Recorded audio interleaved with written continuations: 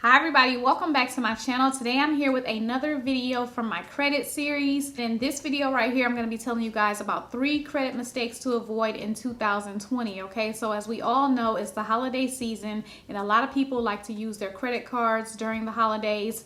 And you know, some people like to do that because if you do have a credit card with rewards points and if you're purchasing a lot of items, you can definitely rack in a nice amount of reward points around this time of year. Okay, but along with that, a lot of people tend to kind of get into a little trouble and then they end up going into 2020 with a score that has dropped due to their spending during the holidays. So I'm definitely going to go ahead and let you guys know a few credit mistakes that you need to go ahead and avoid. All right, so let's go ahead and get straight into it. The first credit mistake to avoid is to be using any of your credit over 30%. Okay, so you definitely want to keep your utilization under 30%. You really should keep it under 10%, but you know, if you keep it under 30%, you should be good. But of course, the lower your utilization, the higher your credit rating will be. So you definitely want to make sure that you're not using any more than 30% of any of your credit or just your overall credit in general. So for example, if you have a credit card with a $3,000 limit, you definitely don't need to be spending any more than $900 on that credit card. Once your utilization goes over 30%, you're definitely going to see your score drop significantly. But if that does happen, you can definitely go ahead and pay stuff off and get it down and then get it back under the 30%, and you'll definitely see your score increase again slowly. Okay, so that's the first mistake that you definitely need to avoid making this holiday season so that you don't go into 2020 with utilization over 30%. All right, so this one is a no-brainer, but I think during the holidays a lot of people kind of forget, you know, you definitely don't need to be charging more than you can pay back.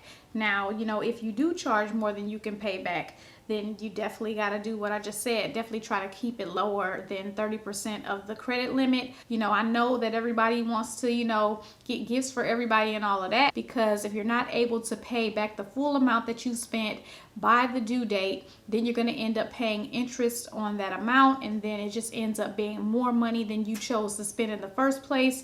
And that's definitely not good, because at that point you're carrying a balance, and we all know that if the balance is too high or whatever the case may be, that affects your credit as well. So definitely try to go ahead and make sure that you stay within a budget, stay within reason, and don't get too crazy or too outrageous. You definitely don't want to be charged interest, which is going to end up costing you more money in the long run. Okay, so definitely keep an eye out on how much you're spending and make sure that you can pay it back on time and pay it back in full. All right, so this just leads me to my last mistake that you definitely should avoid making. So let's just say you did charge more than you can afford and you're not able to pay it all back at the end of the month.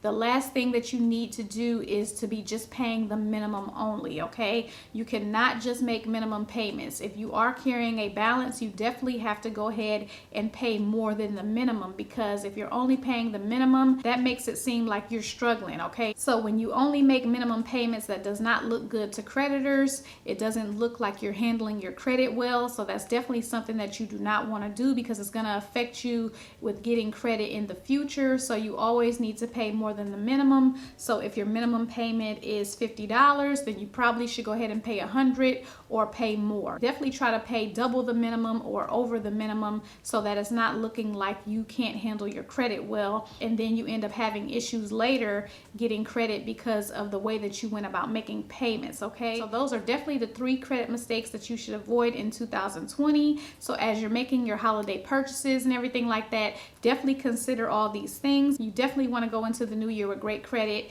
and avoiding these mistakes will definitely help you to do that. So if you guys have any questions or comments, feel free to leave those below. And as usual, I thank you guys so much for watching. I will see you guys in my next video.